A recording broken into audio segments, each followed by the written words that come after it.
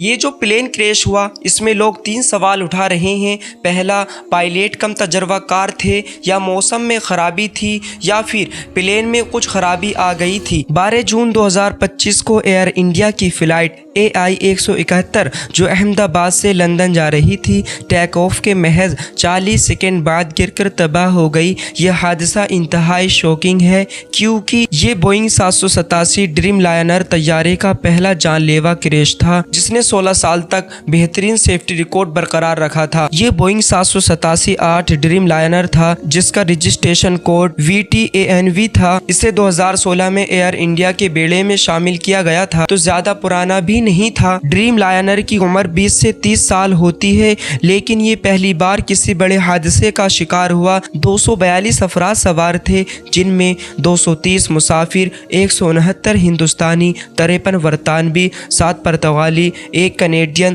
سابق وزیر اعلیٰ وجے روپانی بھی مسافروں میں شامل تھے۔ یہ flight 1:38 PM per take of کیا گیا لیکن 625 فٹ کی بلندی پر پہنچتے ہی کنٹرول کھو دیا اور میگانی نگر کے ایک رہائشی علاقے میں گر کر تباہ ہو گیا۔ میڈیکل ایمرجنسی سگنل دینے کے بعد طیارے کا کنٹرول ٹاور سے رابطہ منتقل ہو گیا۔ 241 افراد ہلاک ہو گئے جبکہ رمیش نامی ایک مسافر معجزانہ طور پر زندہ بچ گیا۔ طیارہ ایک ہاسٹل پر گرا جس سے 50-60 اسٹوڈنٹ طلبہ زخمی ہوئے جبکہ 5 لاپتہ ہیں۔ حادثے کی ممکنہ وجوہات: ٹیکنیکل فیلئر: بوئنگ 787 کا یہ پہلا بڑا حادثہ تھا جس کی وجہ سے ماہرین انجن یا فلیپ سسٹم میں خرابی کا شبہ کر رہے ہیں۔ جیسا کہ میں نے شروع میں کہا تھا، یہاں 3 سوال اٹھتے ہیں۔ پہلا، پائلٹ کم تجربہ کار تھے یا موسم میں خرابی تھی یا پھر پلین میں کچھ خرابی ہو گئی تھی۔ کیپٹن سمتھ سمروال 8200 گھنٹے کا تجربہ رکھتے ہیں اور فرسٹ آفیسر 1100 گھنٹے کا تجربہ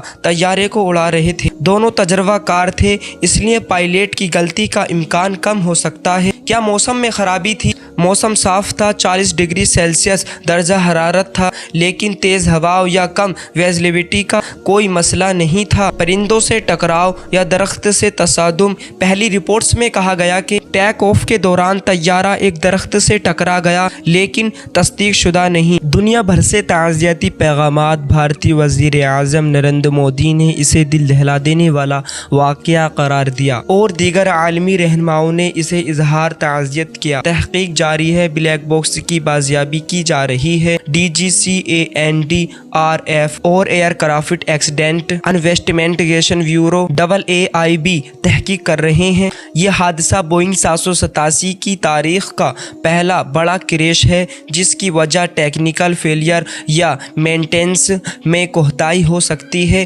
جب تک بلیک باکس کی تفصیلات سامنے نہیں آتی، حتمی وجہ معلوم نہیں ہوگی۔